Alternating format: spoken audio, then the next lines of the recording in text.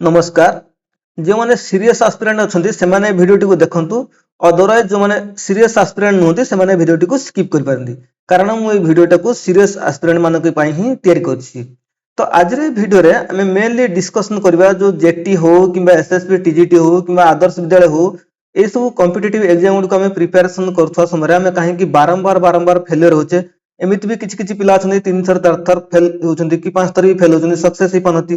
तो कौन कौन सब डिस्ट्राक्टर अच्छी कौन कौन सब डिस्ट्राक्शन आसूची जहाद्वारा कि कौन ना से बारंबार कौन फेलियर सम्मुखीन होती। तो से सब वीडियो से सब ऊपर कौन आज रही वीडियोटी। तो चलते लेट नक वीडियोटी को स्टार्ट करिया। प्रथम हूँ जो इन्फ्लुएंस ऑफ कोचिंग माफिया आम सब कौन हो ना कोचिंग माफिया मान द्वारा कौन हो इन्फ्लुएंस हो जब कि आम कौन करवा कथा ना आम निजर एम बा गोल को अचीव करवा कथा आम से ध्यान न देकी आम कौन कर डिफरेंट डिफरेंट कोर्स परचेज करचे जो सब डिफरेंट डिफरेंट कोचिंग सेंटर अच्छा तो जो सब कोर्स ऑफर कर सब कोर्स को आम कौन ना एगेन एंड एगेन परचेज करचे जमीती कि सी आमर 1299 होगा 999 होगा 599 होगा 499 होगा 399 होगा एमती आम कौन करचे ना different different coaching centre course purchase करचे देख जहाद्वारा आम कौन हो ना आम कौन आमर एम स्तर गोल स्तर पहुंच पाने कहीं ना मुझे भी कहूना जे आम कौन ना बिना कोचिंग रे हबनी कोचिंग बहुत जरूरी किंतु देखो ना आम कौन करचे ना आम 5 वर्ष योजना तैयार कर दे मैंने 5 ईयर प्लान तैयार करते गवर्नमेंट 5 ईयर प्लान को बंद कर किंतु आम कौन करचे ए वर्ष है तो फिर आउ थे नियो फिर फिर तापर वर्ष है फिर आउ थे नियो तो एमती बारंबार आम कौन करचे ना प्रति वर्ष कौन कोर्स उपर कोर्स किन चलचे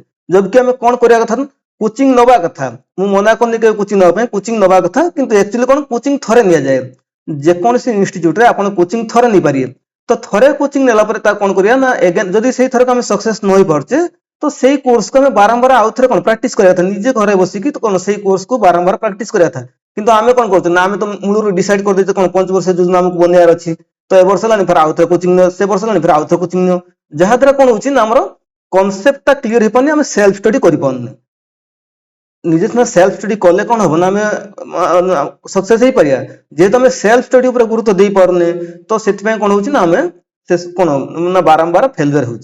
द्वितीय हूँ सेकेंडटा हूँ जे आमर डिसिप्लिन जोड़ा कहे जो लैक ऑफ डिसिप्लिन कहे देख आम जाचे जे कौन गोटे काम को डिसिप्लिन कौन टे डिफरेंट वे में यूज कर डिसिप्लिन कौन कहूँ ना रेगुलर वे पढ़ा तो आम जाचे जब एवं आम कौन ना 6 घंटा देखे प्रत्येक दिन ही पढ़ुचे तो 6 आवर जब कौन सेल्फ स्टडी करुचे तो आम कौन निश्चित रूप से आम जन शिक्षक हो पारिया किंतु आम कौन करुचे ना 6 घंटा न पढ़ी आम अपेक्षा करते कौन नोटिफिकेशन आसले आम स्टार्ट करिया नोटिफिकेशन आसले आम स्टार्ट करिया से दिन को 10 घंटा 12 घंटा 15 घंटा पढ़िया तो से दिन को 18 घंटा पढ़ते ना तथापि भी आप सिलेक्शन हबनी लिखि रखु तार कारण जो मैंने एवं 5 घंटा 6 घंटा नहीं पढ़ते ना तो से कौन कॉन्सेप्ट स्ट्रांग हो जाए और बेस भी स्ट्रांग हो जाए तो से खाली कौन रिविजन करती आप समय 12 घंटा 18 घंटा नहीं पढ़ी भाविए जे कौन मुझे एग्जाम को क्लीयर कर दे पारिम तो सेटा संभव नुहे।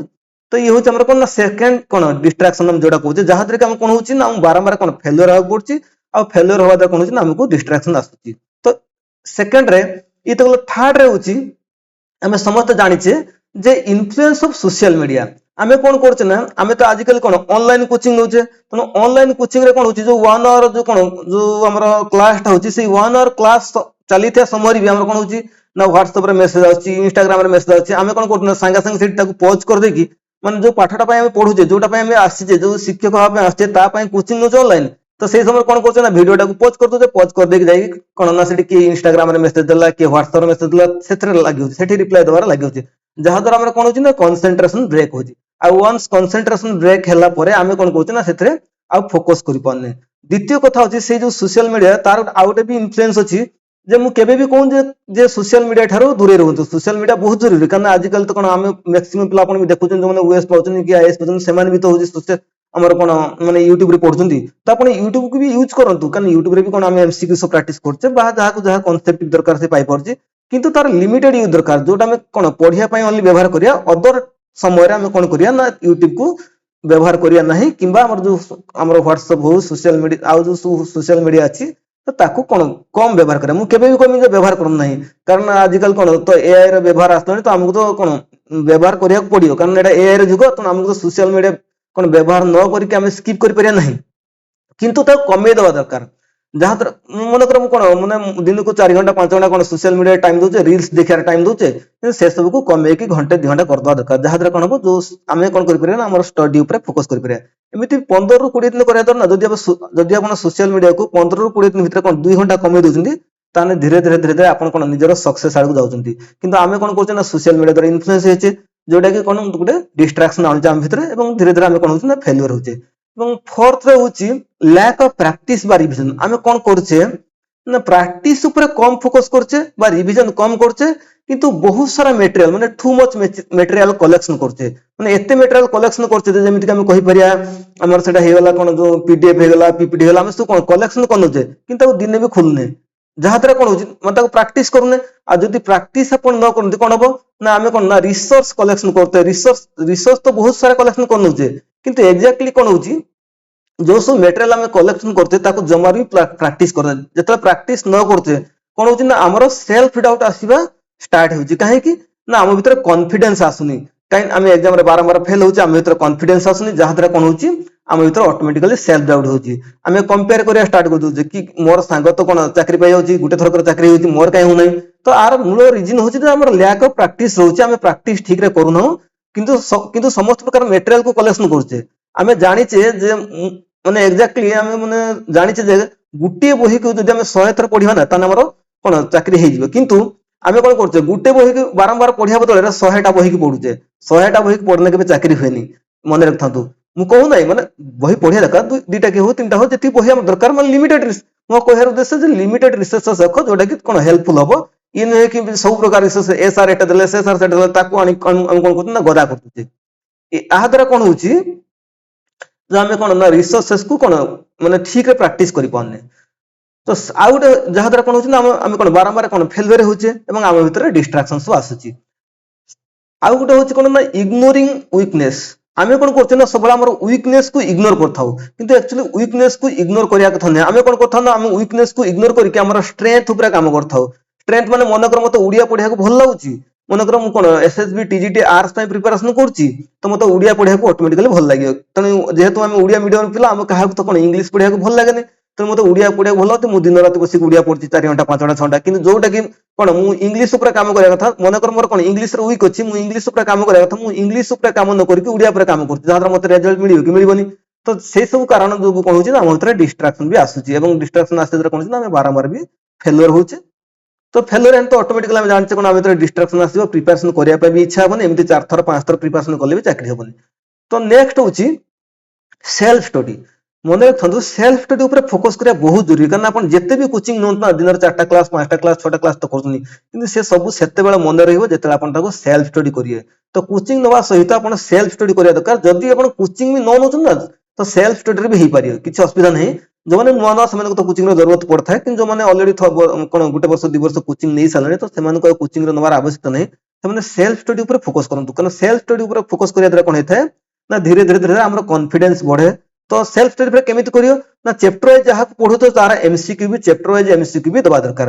ଯାହାଦ୍ୱାରା କଣ ହଉଛି ସେ ଯୋଉ ଚେପ୍ଟର ୱାଇଜ ଏମସିକ୍ୟୁ ପ୍ରାକ୍ଟିସ କରିବା ଦ୍ୱାରା ଆପଣଙ୍କ ଭିତରେ କଣ କନଫିଡେନ୍ସ ବୁଷ୍ଟ ହେଇଥାଏ, ଏବଂ ଧୀରେ ଧୀରେ ସେଟା କଣ ଆମକୁ ସକ୍ସେସ ଆଡକୁ ନେଇଯାଏ। ଯାହାଦ୍ୱାରା କଣ ହେଇଥାଏ ନା ଆମ ଭିତରେ ଆଉ କଣ ଡିଷ୍ଟ୍ରାକ୍ସନ ଆସିବନି। କିନ୍ତୁ ଆମେ ଯଦି ସେଲ୍ଫ ଷ୍ଟଡି ନ କରୁଛେ ଆମ ଭିତରେ ଡିଷ୍ଟ୍ରାକ୍ସନ ଆସୁଛି, ଆଉ ଆମକୁ ଫେଲୁଅର ବି ସମ୍ମୁଖୀନ ହେବାକୁ ପଡୁଛି। ପରେ ଆହୁରି ବି ବହୁତ ସାରା ପଏଣ୍ଟ ଅଛି। ଇଏ କେତେଟା କଣ ଇମ୍ପୋର୍ଟାଣ୍ଟ ପଏଣ୍ଟ ଥିଲା, ଆହୁରି ବହୁତ ସାରା ପଏଣ୍ଟ ଅଛି କି କିଛି ଆସ୍ପିରାଣ୍ଟ ମାନେ କୁହନ୍ତି କି ମତେ ପଢିବା ସମୟରେ ନିଦ ଲାଗୁଛି, ପଢିବାକୁ ଇଚ୍ଛା ହଉନି।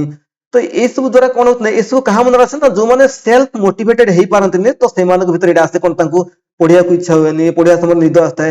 ଥରେ ଚିନ୍ତା କଲ ଯେତେବେଳେ ଆମେ କଣ ମାନେ ଡିସାଇଡ କରିଛେ କଣ ଟିଚର ହବା ପାଇଁ, ତ ସେତେବେଳେ ତ ଆମକୁ ଏସବୁ ପ୍ରୋବ୍ଲେମ ହଉନଥିଲା। ଏବେ କାହିଁକି ହଉଛି? ଏବେ ହବାର କାରଣ ହଉଛି ଯେ ଆମ ଭିତରେ ଯୋଉ ସେଲ୍ଫ ମୋଟିଭେସନ ଥାଏ ସେଇଟା କମି ଯାଉଛି। ଆମେ କଣ କରୁଛେ ନା ଏକ୍ସଟର୍ନାଲ ତ ମୋଟିଭେଟ ହେଇଯାଉଛେ, କାହାକୁ ଦେଖିକି ସିଏ ତ ଚାକିରି ପାଇଲା, ବା ସିଏ ତ ଏଠି ହାଇସ୍କୁଲ ଟିଚର ହେଲା ମୁଁ ତ ହେଇଯିବି, ବା ସିଏ ତ କଣ ସିଜିଏଲ କ୍ରାକ୍ କରିଦେଲା ମୁଁ ହେଇଯିବି। କିନ୍ତୁ ଆମେ କଣ ଏକ୍ସଟର୍ନାଲି କଣ ହଉଛେ ନା ଇନଫ୍ଲୁଏନ୍ସ ହେଇଯାଉଛେ ବା ଏକ୍ସଟର୍ନାଲି ମୋଟିଭେଟ ହେଇପାରୁଛେ, କିନ୍ତୁ ଇଣ୍ଟରନାଲି ହେଇପାରୁନେ। ଯୋଉଟା କି ଅଧିକ ମାତ୍ରା ଦରକାର କୋଉଟା ନା ଇଣ୍ଟରନାଲି ମୋଟିଭେଟ ହବା ଦରକାର। ନିଜକୁ ସବୁବେଳେ ମୋଟିଭେଟ କରି ରଖନ୍ତୁ। ଅନ୍ୟ କାହାକୁ ଦେଖିକି ମୋଟିଭେଟ ହବା ଅପେକ୍ଷା ନିଜେ ମୋଟିଭେଟ ହବା ବହୁତ ଜରୁରୀ। କାହିଁକି ଯଦି କାହିଁକି ନା ଆପଣ ନିଜେ ଥରେ ଚିନ୍ତା କରନ୍ତୁ ନିଜର ପ୍ୟାରେଣ୍ଟସ କଥା ବା ନିଜର ଘର କଥା, ଯାହାଦ୍ୱାରା କଣ ହେଇପାରେ ଆପଣ ଅଟୋମେଟିକାଲି ମୋଟିଭେଟ ହେଇପାରିବେ। ଆଉ ଆପଣ ଯଦି ନିଜେ ମୋଟିଭେଟ ହେଇକି ରହୁଛନ୍ତି ନା, ତ ଆପଣଙ୍କୁ ଆଉ ଦୁନିଆରେ କିଛି ବି ଦରକାର ନାହିଁ, କୌଣସି ଏକ୍ସଟର୍ନାଲ ମୋଟିଭେସନାଲ ବି ଆବଶ୍ୟକତା ପଡିବ ନାହିଁ। ତ ଏଇଟା ହଉଛି ବହୁତ ଜରୁରୀ। ଛଡା ଆହୁରି ବହୁତ ଜିନିଷ ଅଛି। ଏଇସବୁ ଜିନିଷର ଅଭାବ ରହୁଛି ଯୋଗୁଁ କଣ ହଉଛି ନା ଆମେ ଫେଲୁଅର ହଉଛି ବାରମ୍ବାର ବା ଆମକୁ କଣ ଡିଷ୍ଟ୍ରାକ୍ସନ ଆସୁଛି। ଆ ଛଡା ଆହୁରି ବହୁତ ଜିନିଷ ଅଛି ଯେମିତି ଲକ୍ କହୁଛେ। ଆକ୍ଚୁଆଲି ଲକ୍ ଟା ସେମାନଙ୍କ ପାଇଁ କାମ କରେ ଯୋଉମାନେ କଣ ନା ମାନେ ବହୁତ ପରିଶ୍ରମ କରିଥାନ୍ତି। ତ ବହୁତ ବହୁତ ଭଲ ଭାବରେ ନିଜକୁ ପ୍ରିପେୟାର କରିଥାନ୍ତି ସେମାନଙ୍କର ଲକ୍ ହିଁ କାମ ଦିଏ। ମୁଁ ମାନୁଛି 1% ଲକ୍ ଅଛି, ଲକ୍ ବି ଥାଏ, କିନ୍ତୁ ସେଇ ଲକ୍ ସେତେବେଳେ ହିଁ କାମ ଦବ ଯଦି ଆପଣ କଣ ଠିକରେ ପ୍ରିପେୟାର କରିଥିବେ। ଆଉ କିଛି କିଛି ପିଲା ଭାବନ୍ତି ଯେ ମୁଁ ତ ବହୁତ କଣ ଭଲ ଭାବରେ ପ୍ରିପାରେସନ କରୁଥିଲି କିନ୍ତୁ ମୋର ଏକ୍ସାମ ହଲ କାହିଁକି ମାନେ ଠିକରେ ମୁଁ ରିପ୍ରେଜେଣ୍ଟ କରିପାରିଲିନି। ଆକ୍ଚୁଆଲି ସେଟା ବି ହୁଏ ବେଳେବେଳେ, କାରଣ ବହୁତ ସମୟରେ କଣ ହୁଏ ଗୋଟେ ଟାଇମ ମ୍ୟାନେଜମେଣ୍ଟ ବି ଥାଏ।